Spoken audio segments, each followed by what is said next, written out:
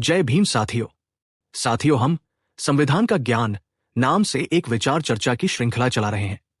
इसमें संविधान के अध्याय के हर अनुच्छेद पर विस्तार से चर्चा करते हैं। हम पिछली संविधान का ज्ञान चर्चा में संविधान के तीसरे अध्याय मौलिक अधिकार के कुछ कानूनों का संरक्षण सेविंग ऑफ सर्टेन लॉज अनुच्छेद 31B 31C पर विचार चर्चा कर चुके हैं।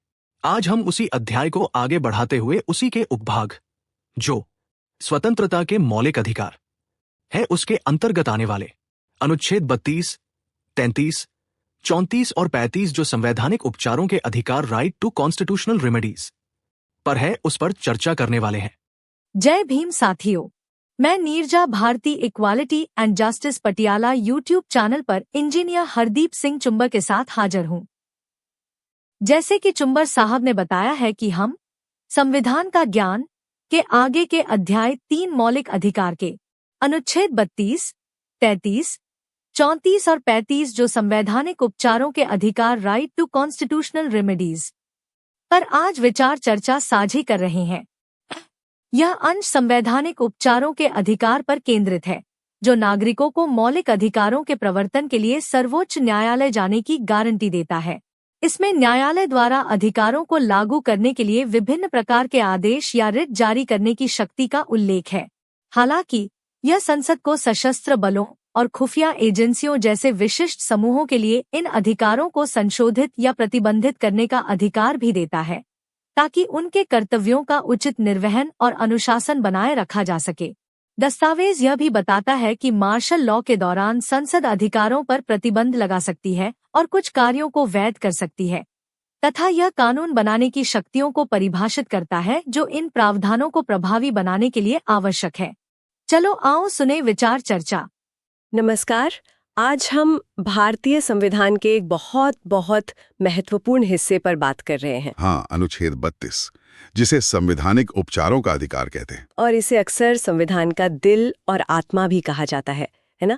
हमारे पास संविधान के कुछ अंश हैं, तो आज इसी की गहराई में उतरते हैं। बिल्कुल, हमारा मकसद यही समझना है कि संविधान कैसे ये पक्का करता है कि नागरिकों को उनके मौलिक अधिकार मिलें, मतलब सिर्फ कहने के लिए नहीं, असलियत में। और साथ ही वो कौन सी खास परिस्थितियां हैं जहां इन अधिकारों पर कुछ सीमाएं भी लग सकती हैं। हाँ, वो संतुलन कैसे बनता है। तो चलिए शुरू करते हैं अनुच्छेद 32 से ही। इसका पहला क्लॉज 32(1) कहता है कि अगर किसी के मौलिक अधिकारों का हनन हुआ, मतलब अधिकार छीने गए, हाँ, तो वो सीधे सुप्रीम कोर्ट जा सकता है। ये खुद में एक मौलिक अधिकार है। यही इसकी सबसे बड़ी ताकत है। ये सिर्फ एक रास्ता नहीं है, ये एक गारंटी शुदा अधिकार है। गारंटी शुदा। अच्छा। और फिर 32(2) सुप्रीम कोर्ट को आप कह सकते हैं हथियार देता है, मतलब निर्देश, आदेश या रिट्स जारी करने की शक्ति देता है ताकि अधिकारों को लागू करवाया जा सके। हाँ, ये रिट्स, इनके नाम बड़े दिलचस्प हैं। बंदी प्रत्यक्षीकरण, परमादेश। जी, बंदी प्रत्यक्षीकरण, हेबियस कॉर्पस, परमादेश, मैंडमस, प्रतिषेध, प्रोहिबिशन, अधिकार पृच्छा, क्वॉरंटो और उत्प्रेषण, सर्ट्यूररी, ये सब खास कानूनी तरीके हैं, अलग अलग सिचुएशन में इस्तेमाल होते हैं। तो ये तो हो गई गारंटी, लेकिन क्या ये अधिकार कभी निलंबित भी हो सकता है या ये हमेशा बना रहता है? नहीं, हमेशा नहीं। देखिए, अनुच्छेद 32(4) साफ कहता है कि इस अधिकार को निलंबित किया जा सकता है, पर सिर्फ उन्हीं तरीकों से जो संविधान में ही दिए गए हैं। जैसे आपातकाल के समय शायद? हाँ, बिल्कुल, वैसी असाधारण स्थितियों में। और एक और बात, 32(3) में संसद चाहे तो कानून बनाकर किसी और कोर्ट को भी ये रिट जारी करने की ताकत दे सकती है उनके अपने दायरे में। तो ये तो हुई आम नागरिक के अधिकारों की सुरक्षा की बात, लेकिन संविधान कुछ विशेष हालात को भी ध्यान में रखता है ना, जैसे कि सेना या पुलिस बल। हाँ, यहीं पर आता है अनुच्छेद 33। ये संसद को एक खास शक्ति देता है। क्या शक्ति? संसद कानून बनाकर जो हमारे सशस्त्र बल हैं या जो पुलिस बल कानून व्यवस्था बनाए रखने का काम करते हैं, हाँ, या फिर खुफिया एजेंसियों में काम करने वाले लोग या इनसे जुड़े जो टेलीकॉम सिस्टम में हैं, उनके मौलिक अधिकारों को सीमित कर सकती है या बदल सकती है। अच्छा, लेकिन क्यों? इसका क्या कारण हो सकता है? मकसद सीधा है, ताकि ये लोग अपनी ड्यूटी ठीक से निभा सकें और इनमें अनुशासन बना रहे। सोचिए, अगर सेना में हर कोई अपने हिसाब से पूरी तरह मौलिक अधिकारों की बात करे तो शायद ऑपरेशन करना मुश्किल हो जाए। समझ रही हूँ। मतलब ये राष्ट्रीय सुरक्षा और अनुशासन बनाम व्यक्तिगत अधिकार का संतुलन है। बिल्कुल, ये हमेशा एक नाजुक संतुलन होता है। और इससे भी एक कदम आगे बढ़ें तो मार्शल लॉ, यानी जब सेना का शासन लग जाए किसी इलाके में, तब क्या होता है अधिकारों का? वो स्थिति और भी गंभीर है और उसके लिए है अनुच्छेद 34। ये कहता है कि अगर कहीं मार्शल लॉ लगा है तो संसद कानून बनाकर किसी भी सरकारी कर्मचारी या व्यक्ति को सुरक्षा दे सकती है। सुरक्षा किस चीज से? अगर उन्होंने व्यवस्था बनाए रखने या बहाल करने के लिए कोई काम किया हो तो उसके लिए उन्हें बाद में कोई सजा ना मिले, उन्हें मुआवजा दिया जा सकता है। मतलब उनके उस वक्त के एक्शन को कानूनी मान्यता दी जा सकती है। और मार्शल लॉ के तहत दिए गए दंड या आदेश, उन्हें भी संसद कानून बनाकर वैध ठहरा सकती है। तो हमने अनुच्छेद 32 देखा, अधिकारों की गारंटी, फिर 33 और 34 देखे, विशेष परिस्थितियों में सीमाएं। अब सवाल ये है कि इन सब पर कानून बनाने का असली अधिकार किसके पास है? क्या राज्य सरकारें भी बना सकती हैं, जैसे रिट जारी करने की शक्ति किसी और कोर्ट को देना, या अनुच्छेद 33-34 के नियम? नहीं, यहीं पर अनुच्छेद 35 बहुत महत्वपूर्ण हो जाता है। वो इस बात को एकदम साफ कर देता है। कैसे? अनुच्छेद 35 ए कहता है कि कुछ खास मामलों में, जैसे अनुच्छेद 16(3), 32(3), 33 और 34 से जुड़े मामलों में कानून बनाने की शक्ति सिर्फ और सिर्फ संसद के पास होगी, राज्यों की विधानसभाओं के पास नहीं। अच्छा। और इतना ही नहीं, मौलिक अधिकारों के तहत जो काम अपराध माने गए हैं, जैसे छुआछूत वगैरह, उनके लिए सजा तय करने का कानून भी केवल संसद ही बना सकती है।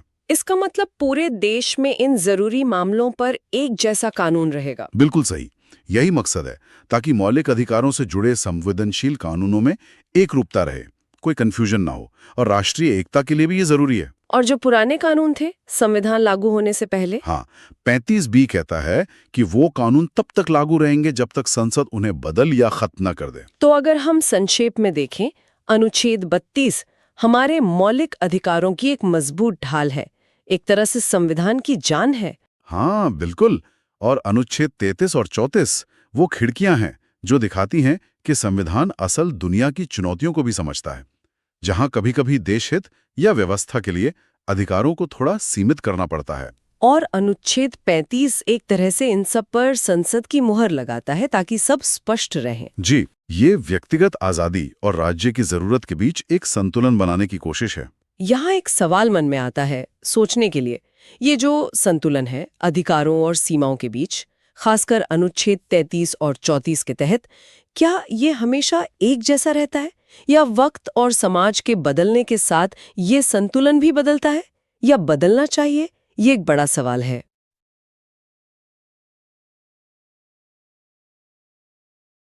प्रिय मित्रों, आपने संविधान के मौलिक अधिकार के पाठ 3 के खंड अनुच्छेद 32, 33, 34 और 35 जो संवैधानिक उपचारों के अधिकार राइट टू कॉन्स्टिट्यूशनल रेमेडीज पर चर्चा सुनी। इसके साथ ही मौलिक अधिकार का तीसरा अध्याय समाप्त होता है। हम इससे आगे part 4 directive principles of state policy पर चर्चा करेंगे। आप equality and justice Patiala YouTube channel के साथ जुड़े रहें।